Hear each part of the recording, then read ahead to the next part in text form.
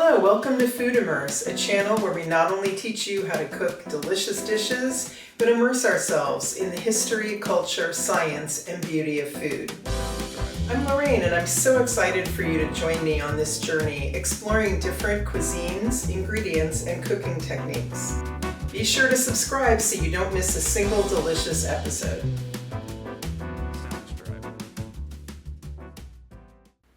Minestrone. Minestrone is an Italian soup that dates back to ancient Roman times.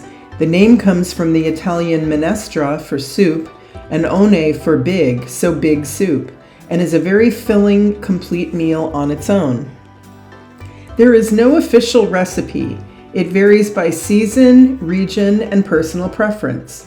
The vegetables vary by season, and grains can include beans, rice, and/or pasta. Some regions include meat in the form of sausage, pancetta, or smoked ham hocks or shanks, which we use in this video. This recipe has been a favorite in our family for decades and was originally shared with us by some Italian friends. We often make it for family gatherings in the winter months and serve it with just a crusty loaf of bread to make a very filling, comforting meal.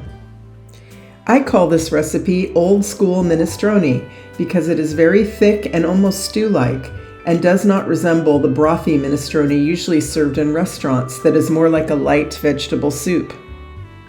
This recipe requires a lot of vegetable prep, additional steps like soaking the beans overnight, cooking some of the ingredients separately, pureeing some of the beans, and shredding meat, as well as some long cooking times, which is why I rate the difficulty level as intermediate.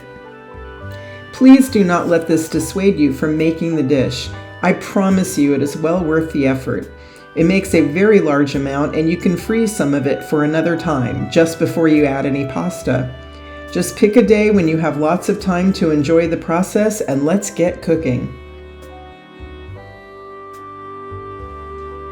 To make minestrone, you will need 3/4 pound dry pinto beans, 2 pounds of smoked ham hocks or smoked shanks, 1 tablespoon olive oil, 1 medium onion, 3 cloves of garlic, 5 to 6 sage leaves, 3 sprigs of rosemary, 1 bunch Italian parsley, 1 14.5 to 15 ounce can of tomato sauce, 1 medium carrot, 2 stalks of celery, 1 large handful fresh green beans, 5 medium russet potatoes, 3 small zucchini, a half of a large curly cabbage, also known as Napa cabbage, 2 large chicken bouillon cubes, 2 tablespoons pesto, salt and freshly ground black pepper, 1 package dry elbow macaroni, you will not use the entire package, and grated Parmigiano Reggiano, which is optional for garnish.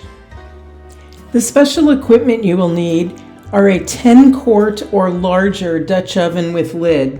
You will notice in the video that I made the mistake of using only a 7.5-quart pot and had to switch to my next size up, which is a 12-quart, to fit all of the ingredients in the end. An immersion or standing blender for blending the beans. This is optional. You can also use a wooden spoon or large fork to mash the beans. And finally, you'll need a microplane grater or other grater for Parmesan if you choose to use that as a garnish. The night before making the minestrone, place beans in a large bowl and cover with several inches of water. Allow to soak overnight. The next day, drain the beans. Place drained beans in the Dutch oven. Add the ham hocks or shank. I'm using a shank here. Now pour in 3 quarts of water. Note that I'm only using a 7.5-quart pot here when I should have been using 10-quart or larger. I'll be switching to the larger pot when we start adding more ingredients. Bring beans to a boil over high heat. Reduce to a simmer, cover, and simmer until beans are tender, about 1 hour. Dice the onion by cutting off the end, cutting in half through the root, and peeling both halves.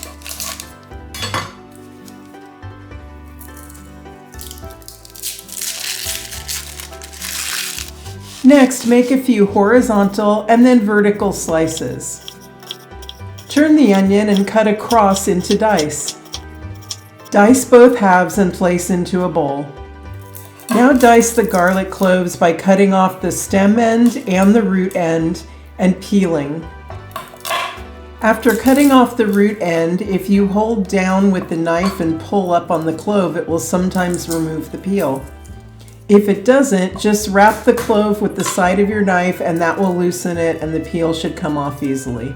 After all cloves are peeled, slice them up and then run your knife across the pile repeatedly until you have a small mince. Place the garlic in a small bowl separate from the onion. Pull 5 or 6 sage leaves off of their stems. Roughly slice the sage leaves. Now strip the rosemary leaves off the stems and add them to the pile of sage.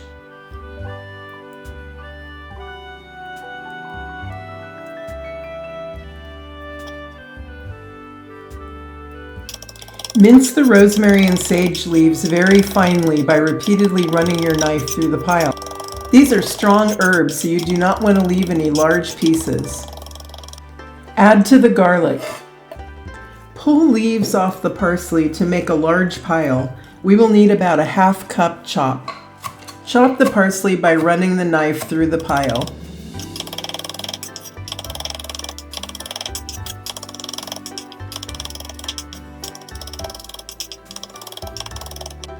Add the parsley to the garlic and herbs.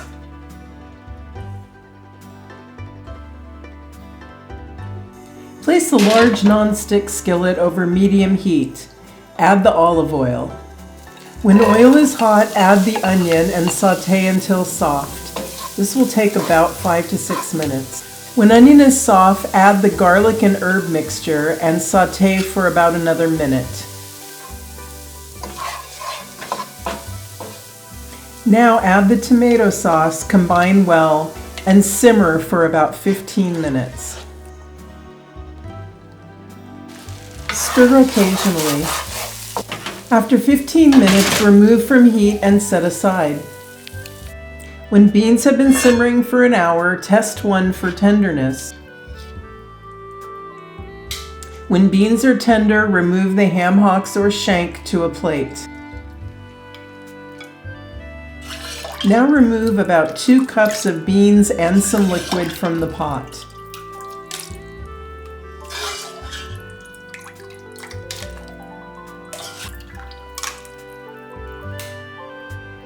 Now use an immersion blender, a standing blender, or a large fork to puree the beans.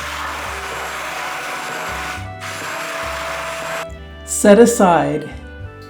Peel the carrot. Cut off each end and then cut the carrot in half. Now cut each half into quarters and churn and cut into small dice. Place diced carrots into a bowl. Now we'll dice the celery. Cut the ends off. Now cut it in half, make some vertical slices, and then turn it and cut it into dice. Add the celery to the carrots. Now prep the green beans by trimming both ends. Then cut across into bite-sized pieces, about a ½ to a ¼ inch long. You should now have your diced carrot, celery, and green beans in one bowl. Now cut the Napa cabbage in half lengthwise. We're only going to use 1/2, so reserve the other half for another use. Place the cabbage flat side down and cut across into slices. When you get to the back where it's wider, you can cut it in half lengthwise one more time and then continue cutting into slices. Place shredded cabbage into a large bowl. To prep the zucchini, cut off the ends and then slice into rounds about a ¼ inch thick. Don't slice too thin or they will turn to mush in the soup. Add to the cabbage. If you have a zucchini that is wider, just slice in half lengthwise and slice into half rounds. Turn the heat on under the beans and add 2 more quarts of water.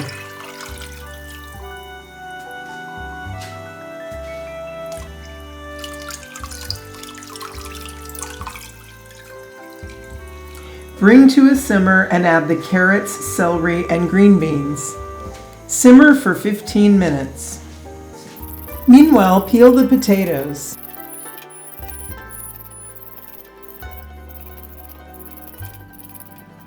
Cut each potato in half lengthwise. Notice how I put my non-cutting hand over the top of the knife so that I don't risk slipping and cutting myself. Cut each half in half lengthwise again, and then make vertical cuts about 1/4 to a 1/2 inch wide. Turn to dice and add to the cabbage and zucchini. Add the onion, garlic, herb, and tomato sauce mixture to the pot that we simmered and set aside earlier. Add the cabbage, potatoes, and zucchini to the pot. You will notice that I changed to a bigger 12-quart pot since I made the mistake of starting with a too small 7-quart pot. Add the ham hocks or shank back to the pot. Add the pureed beans to the pot. Add some of the hot broth to the 2 bouillon cubes and stir to dissolve. Add to the pot. Add the pesto. Add ground pepper to taste. Add salt to taste. I added 1 teaspoon here.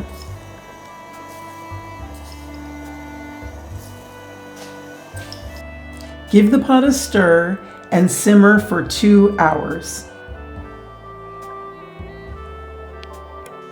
After 2 hours, remove the ham hocks or shank to a plate to cool.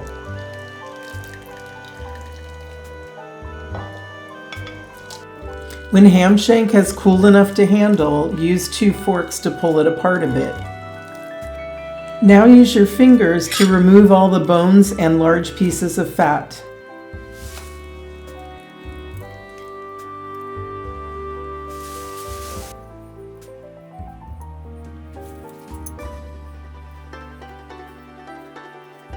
Now use your knife to chop the meat into fine pieces.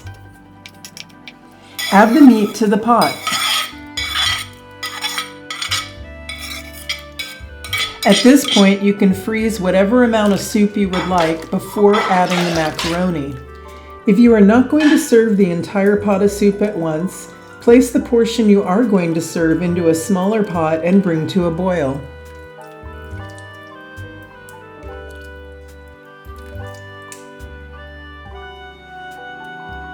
Add about 1/3 cup macaroni for every 8 large ladlefuls of soup.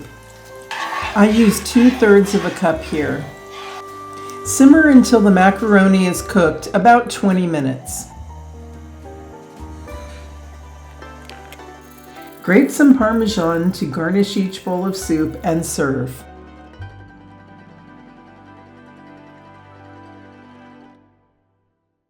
Thank you so much for joining Food Immerse and exploring different cuisines, ingredients, and cooking techniques. If you enjoyed this video, please hit like and subscribe so you don't miss a single delicious episode. If you make this dish, I would love to hear about it in the comments or shoot me an email. Until next time, cheers to good food.